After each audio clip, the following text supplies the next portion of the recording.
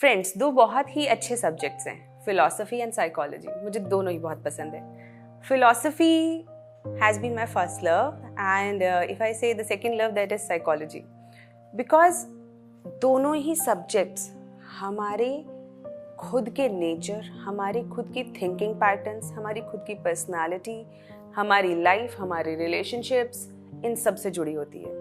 लेकिन अक्सर हम लोग साइकोलॉजी के बारे में बात करते हैं, समझने की कोशिश करते हैं। जैसे आपने देखा होगा ना, इंटरनेट पे सबसे ज़्यादा लोग जिस चीज़ पे क्लिक करते हैं या सबसे ज़्यादा जिन चीज़ों को जानने की कोशिश करते हैं, तो वो होती है साइकोलॉजिकल अंडरस्टैंडिंग, खुद को समझना या दूसरों को समझने की कोशिश। क्योंकि सबसे बड़ी मुश्किल क्या है जीवन की, कि हम दूसरों का मन नहीं पढ़ सकते। अगर हम दूसरों का मन या दिमाग, उनके विचार पढ़ सकते होते तो जिंदगी बड़ी आसान हो जाती। तो कोई टेंशन ही नहीं होती, कोई मिसअंडरस्टैंडिंग्स नहीं होती, बहुत सारी लाइफ की प्रॉब्लम सॉल्व हो जाती। लेकिन क्योंकि हम दूसरों का मन नहीं पढ़ सकते, इसीलिए इनसिक्योरिटीज़ के कारण, मिसअंडरस्टैंडिंग्स के कारण हमारे रिलेशनशिप्स खराब हो जाते हैं और हम खुद को भी नहीं समझ पाते। कई बार, बहुत बार ऐसा होता है कि हम साइकोलॉजिकली खुद को ये नहीं समझ पाते कि आखिर हम ऐसा क्यों सोच रहे हैं, आखिर हमारे मन में ऐसे विचार क्यों आ रहे हैं, या हम अपने आप को और बेहतर कैसे बना सकते हैं। ये सारी चीज़ें हम खुद ही अपने आप को डिकोड नहीं कर पाते। और जब हम अपने आप को डिकोड नहीं कर पाते तो कई बार लाइफ के अंदर चीज़ें हो रही होती हैं लेकिन हमें समझ नहीं आती कि आखिर क्या चल रहा है लाइफ में। कई बार हम चीज़ों को जिस ढंग से करने की कोशिश करते हैं वो उस ढंग से होती नहीं है। और इसी का सॉल्यूशन है फिलॉसफी और साइकोलॉजी का एक मिश्रण।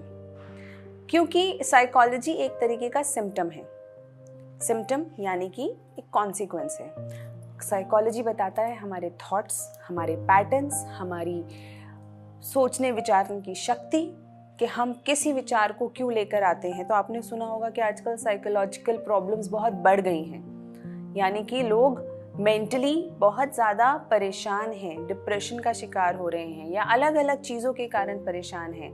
कई बार एंजाइटी, पैनिक्स, बहुत सारी चीज़ें आजकल चल रही हैं। OCD और ADHD, ये सारी ना टर्म्स पहले सिर्फ साइकोलॉजिस्ट्स को या डॉक्टर्स को पता होती थी।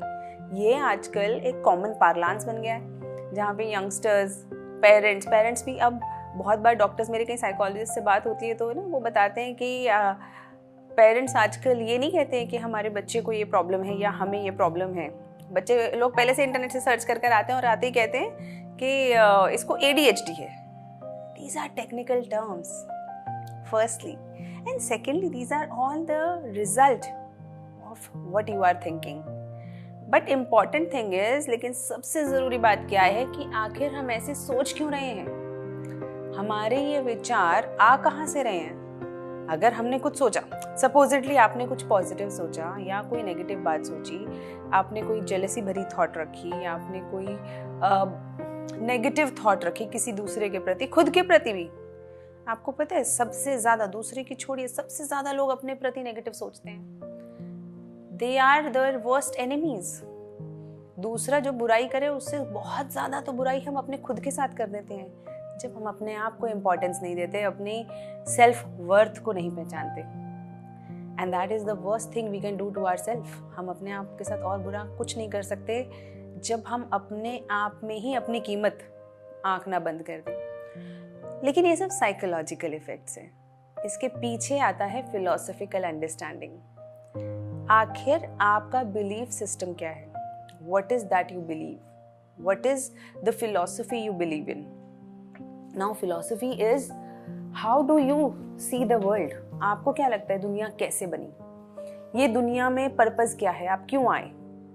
अगर आपका टोटल मानना ये है कि एक बिग बैंग हुआ था और उसमें से बहुत सारा मास निकला, बहुत सारी एनर्जी निकली और उससे बहुत सारे प्लैनेट्स बने, उसमें से एक प्लैनेट धरती बना और उस धरती के ऊपर बहुत सारी कंपोनेंट्स हैं, oxygen, carbon, nitrogen, all of this, and eventually by the grace of evolution धीरे धीरे हम लोग बंदर से इंसान बन गए। और पहले हम नोमैड्स थे और धीरे धीरे अब हम एक सिविलाइज्ड सोसाइटी बन गए। Now in this whole process if you believe like this means you are a materialist. आपको मैटर में विश्वास है, और जब आपको मैटर में विश्वास है तो आपकी थिंकिंग कैसी हो जाएगी? मटीरियलिज्म यानी कि भौतिकतावाद।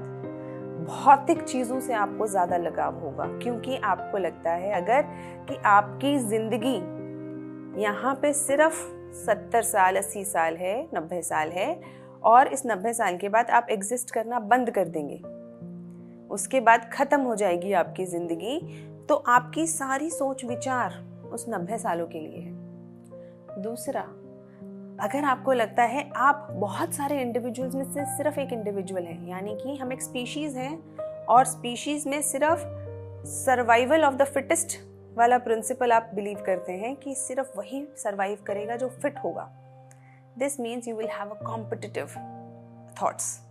कोई आपसे बहुत ज़्यादा आगे बढ़ेगा तो तुरंत आपको परेशानी आएगी, क्योंकि what is going against your survival of the fittest instinct। और जब ये सारे विचार आपके मन में होते हैं, ये सारे बिलीफ सिस्टम आपके मन में होते हैं, तो उसी ही तरीके के विचार आते हैं। तो विचार कैसे आएंगे? कॉम्पिटिटिव आएंगे, ambition, aspiration, all of these will come to you and you will value some things less, like spirituality. Spirituality को आप कम महत्व दोगे, कम इंपॉर्टेंस दोगे, क्योंकि आपके हिसाब से चीज़ें तो मटीरियल है, और सक्सेस का क्या पैमाना है? मटीरियलिज्म। आप जितने ज़्यादा आपके पास लग्जरीज हैं, जितनी ज़्यादा आपके पास चीज़ें हैं, जितना ज़्यादा पैसा है, वो आपके लिए आपकी सक्सेस का मापदंड बन जाता है। और अगर वो आपकी सक्सेस का मापदंड है, तो अगर आपके पास इनमें से कोई भी एक चीज़ नहीं हो, जैसे कि अगर किसी कारणवश आपके पास उतने पैसे नहीं हैं, उतनी सक्सेस नहीं है, या उतने ज़्यादा रिसोर्सेज नहीं हैं, आप वो जीवन नहीं जी पा रहे हो जो कि आपको लगता है कि एक सक्सेस का पैमाना है, जो कि आप शायद सोशल मीडिया पे देखते होंगे, लग्जूरियस गाड़ियाँ, ये वो, तो आपके अंदर ऑटोमेटिकली जो विचार आएंगे वो उसी डायरेक्शन के आएंगे। या तो विचार आएंगे कि मुझे ये सारी भौतिक चीज़ें अपने लिए पानी है, या फिर विचार आएंगे ये सब मेरे पास नहीं है इसीलिए मैं अनसक्सेसफुल हूँ। और जब ये दोनों ही टाइप के विचार आपके अंदर आएंगे, these are a kind of negative thoughts. या तो वो आपको इतना ज़्यादा कॉम्पिटिटिव बना देंगे, इतना ज़्यादा आपके अंदर इच्छा पैदा कर देंगे चीज़ों की कि आप उनके लिए कुछ भी करने को तैयार हो जाओगे, और शायद कई बार अपने एथिक्स के साथ भी कॉम्प्रोमाइज़ करने के लिए तैयार हो जाओगे। या फिर आपको लगेगा ये सब मेरे लिए नहीं है, यानी कि मैं सक्सेस हो ही नहीं पा रहा या हो ही नहीं पा रही, तो एक डिप्रेसिव स्टेट में चले जाने के चांसेस होते हैं। अब बेसिकली चाहे डिप्रेसिव स्टेट में जाना हो, चाहे एक साइकोसिस वाली स्टेट में जाना हो, जहाँ पे आप एक ऑब्सेशन आपके अंदर आ गया है किसी भी एक गोल को लेके, दोनों ही स्टेट्स साइकोलॉजिकल प्रॉब्लम्स हैं। लेकिन वो शुरू कहाँ से हुई?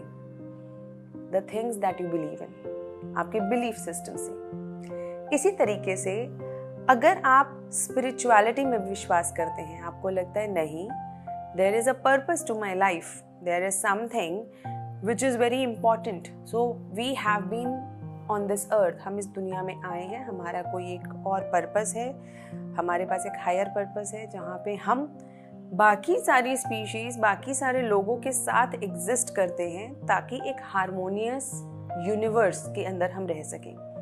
हम अपने आप को इम्प्रूव करने आए हैं इस एग्जिस्टेंस में, इस शरीर में हम अपने आप को इम्प्रूव करने आए हैं। और इम्प्रूव करने का क्या मतलब है? तो आपके लिए सक्सेस का पैमाना हो गया कि आप कितने स्पिरिचुअली एनलाइटेंड हैं। अब इसके अंदर कई लोग इसे पावर से, भ्रम से, भगवान से, इन सब किसी भी चीज़ों से जोड़ सकते हैं। लेकिन अगर आपको ऐसा लगता है कि कोई और ऊपरी सत्ता है, क्योंकि अगर आपको लगता है कि बिग बैंग हुआ भी तो किसी ने तो किया होगा, या क्यों हुआ होगा, कुछ तो कारण रहा होगा, तो वो जो कारण है, अगर आपको लगता है कि वो ज़्यादा इम्पॉर्टेंट है और कोई पर्पस है इस दुनिया का और आपका, तो आप एक स्पिरिचुअल लाइफ जीने के लिए कोशिश करोगे। आपके अंदर आएगा कि मैं इस दुनिया में क्यों आए, क्यों मैं ये सब कर रहा हूँ, और जैसे ही आप क्यों ढूंढने की कोशिश करोगे, आपको रियलाइज होगा that the existence itself means that there is a connection between us all, हम सबके बीच में एक कनेक्शन है जहाँ पे आप इस दुनिया को बेहतर करने आए हो और दुनिया के बेहतर होने के साथ साथ आप भी बेहतर होते जाते हो. In simple terms, there is an attitude, there is a belief system that you are here to do something good. और अगर आपको ऐसा लगता है तो आपके सारे विचार, सारी चीज़ें, उसमें अपने आप ही सेंस ऑफ सर्विस आ जाएगा, उसमें अपने आप ही sense of responsibility, sense of gratitude आ जाएगा.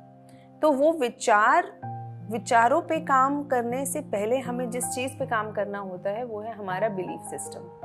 तो अगर आपके मन में कोई भी विचार आ रहे हैं, व्हाटएवर, चाहे वो करियर को लेके हैं, चाहे वो रिलेशनशिप्स को लेके हैं, चाहे वो खुद को लेकर हैं, जैसे ही कोई विचार आपके मन में आए, सबसे पहले ये ढूंढना है कि आखिर वो विचार किस बिलीफ सिस्टम के कारण आ रहे हैं. यानी आपकी जो साइकोलॉजिकल कंडीशन है, that is only the reflection of your philosophical beliefs.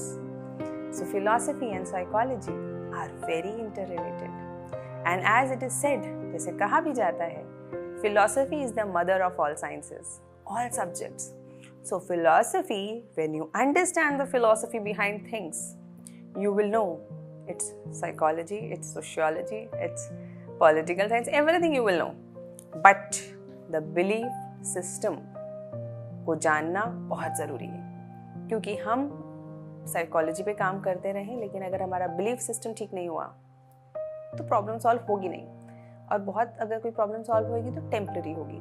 ऐसे बहुत सारे फिलोसॉफिकल बिलीफ्स और साइकोलॉजिकल एटीट्यूड्स हैं जो हमारे अंदर आ जाते हैं. हम कोशिश करेंगे कि आगे जब भी हम लोग धीरे धीरे जब भी बात करेंगे तो हम उन साइकोलॉजिकल इश्यूज और उनके पीछे के बिलीफ सिस्टम्स पे भी बात करें कि ऐसा क्या हम कर सकते हैं कि हमारे बिलीफ सिस्टम्स और बेहतर हो सकें.